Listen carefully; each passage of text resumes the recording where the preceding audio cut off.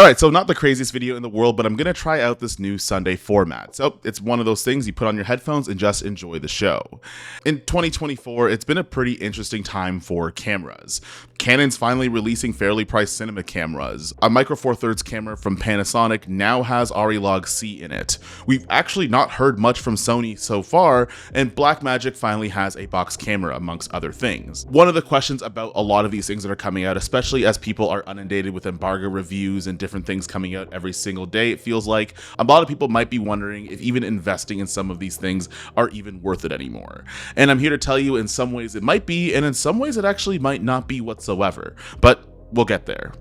Now, I feel like every couple of years, and I've only been shooting for about 5 or 6, there seems to be a target that all the companies are moving towards. In 2018 to 2020, a lot of people were having the pixel wars. Who can get to the highest resolution the fastest and the most amount of frame rates in those resolutions? A lot of things didn't even matter outside of which camera could shoot in 4K, and then which camera could shoot in 6K, and then which cameras could shoot in 8K, albeit one of them tend to overheat a lot. Basically, what ended up happening is we had this arm race into image quality. But one thing that we might have gotten wrong was image quality isn't just defined in terms of your resolution. There are still some things in terms of the color and the actual information within those resolution pictures that mattered a lot more. Then it became a race of who can get to the most color depth without being able to shoot in RAW because one particular company owned the patent to it. Then you started to see cameras that were coming up with 10-bit 422 and 10-bit 420, and now you're going to have cameras that now could shoot in OpenGate at those same formats, creating another target that camera companies are going to be after. Then somewhere down the line, we all started to care about rolling shutter performance all of a sudden, and not having a great one has become a deal breaker for a lot of creators. Basically, where I'm trying to get at is a lot of the things that have to do with the image, we seem to move the goalposts every single time a new wave of cameras are announced. But I'm here to say that I don't think a lot of the new cameras that are going to be coming out are going to follow the arms race of being the next to get the best image quality. A lot of times when people are talking about new cameras that have released, they're mostly commenting on the idea that the changes are incremental, which actually in a lot of cases could be very true. A lot of cameras now can shoot in 6K or 4K 10-bit. Things are moving up into the 60, 80, 120 frames a second, or even past that at 180 or 240, which I find might be a little bit excessive. You could just get a dedicated camera for that, but that's nor here nor there. What's starting to happen now is I think a lot of these camera companies are starting to go into more use case optimization rather than optimizing the image out of the camera. At a certain point, you could only see so much resolution and it doesn't make a difference, and at a certain point, most people can color grade themselves into a 422 image out of 10-bit and don't necessarily need RAW or even 444 for that matter. But we are starting to see is that multiple cameras are taking the technology that already exists that has great image quality and they're adjusting it for multiple different users. For example, I'm shooting on the Lumix S5 II right now, and a lot of that technology, for better or for worse, is already in this Lumix S9. Now, that's not a coincidence. Basically, what's happening is that a lot more people in the audience for these cameras are getting wider and wider, which means that those demands are going to be a little bit different. It might not make sense to a lot of people that do professional photo and video work, but what ends up happening is that somebody who might be used to their cell phone might want to get into a camera, but might look at something like an S5 IIX or an FX3 or an FX6 for that matter, and decide that that might not be the camera for them in terms of what it looks like, but they're not necessarily opposed to the image that comes out of it because for the most part, the image quality looks great. Perfect example of this is exactly what Sony's been doing. You could find the Sony FX3 sensor in the FX3, the A7S3, the FX6, the FR7, and the ZV-E1.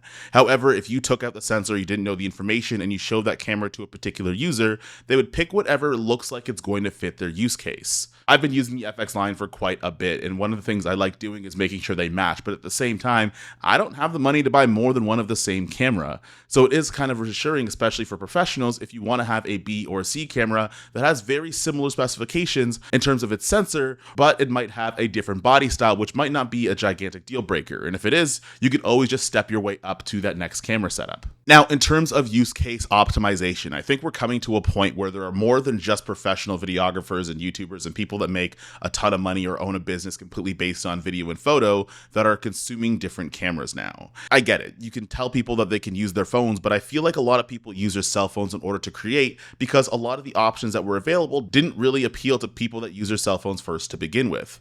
If I'm someone that shoots a lot of content on my iPhone 14, if I don't see something that appeals to me in terms of a camera, I'm probably less likely to buy it and I'll just use my phone instead. But now you're starting to see a lot of these kind of creator focused cameras that are coming out to appeal to those cell phone users to not only have a camera, but also it's less intimidating and easier to use, and you can use it in combination with your phone a lot easier. That's where you got cameras like the ZV series from Sony, again, the S9. Fuji's been doing this for a little while in terms of a pocketable camera, and now you're going to start seeing offerings from other companies that are going to be a little bit more creator first. They're going to borrow the technology from some of their bigger guys, but they're going to be adjusted in the camera body to optimize for the use case of a much wider audience. Again, you could always use your cell phone. No one's going to stop you and no one's going to tell you it's objectively bad. But for myself, I like having the compartmentalization of using my phone for things that phones do and using it for a camera in a pinch. But in terms of my main content device, I like having something that's dedicated just for that because I can get into that workflow and I can get used to it over time. But if I was someone that didn't do this professionally, I might not look at a DSLR body or something that looks like a cinema camera because it would just look like it's too much and feel like it's overkill. I also feel like we're kind of in this weird Game of Thrones era of cameras nowadays. We're starting to see some unlikely alliances, like Nikon buying Red, which I guess isn't really an alliance, it's kind of more of a takeover, but nonetheless, you're starting to see different combinations of companies team up in order to make products that they might not have made themselves. One of the big ones and one of the opportunities that we got to do was use the GH7 on a production set. And using the ARRI Log C, it was actually able to match up pretty nicely with the ARRI Alexa color science. Now, it's not going to be exactly perfect. It's not going to have the same dynamic range because expecting a $2,200 ARRI Alexa is just out of the question. But if I was to see these two clips cut together and I didn't tell you they were on different cameras, I'd be hard pressed to see most people be able to tell the difference. Now you're starting to see these companies that want to maintain their brand image like ARRI actually putting their technology in smaller cameras and then taking back residuals on a licensing agreement, which means that not only does ARRI get to keep the reputation of their camera brand, but at the same time, Lumix gets a feature that other cameras don't have. And if you think the GH7 is going to be the only camera that does this, you're going to be mistaken. You're also starting to see cameras that have internal RAW recording, which is something we never got to have before. Having the FX line cameras between the FX3, the 30, and the FX6, I always had to have my Atomos Ninja 5 recorder if I wanted to shoot in ProRes RAW. I'd also have to get a conversion tool to put in DaVinci Resolve, which just made the whole thing a little bit of a hassle, but it is kind of nice when it does call for it. Now you have things like the Nikon Z6 that just do it internally as well. And also the camera I mentioned before, the GH7, could also do internal ProRes RAW. Now that Nikon's bought Red, people are starting to be a little bit more daring with the RAW formats that are inside of their cameras, which also means I really hope that I could see some FX line cameras with the OCN RAW from the Burano passed down to some of those cameras. All in all, what I'm trying to say is that a lot of these releases aren't necessarily going to be image quality dependent. And I think the way that we're judging some of these cameras might not be the best thing in the world. You're going to see an incremental upgrade in terms of your image quality from one camera to the other. But I think where the real draw is and the real interest in is actually who this camera is for, despite the sensor technology. Camera sensors are going to get faster over time.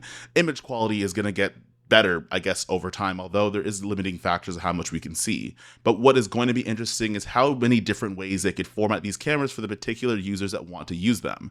Unfortunately, right now, the film industry is in a little bit of a turbulent position, having a strike that just happened, and one that might happen again. But one thing that's a growing audience of professionals are people that make social media content. And for better or for worse, they're looking for tools that more adhere to themselves rather than somebody that works as a professional production worker.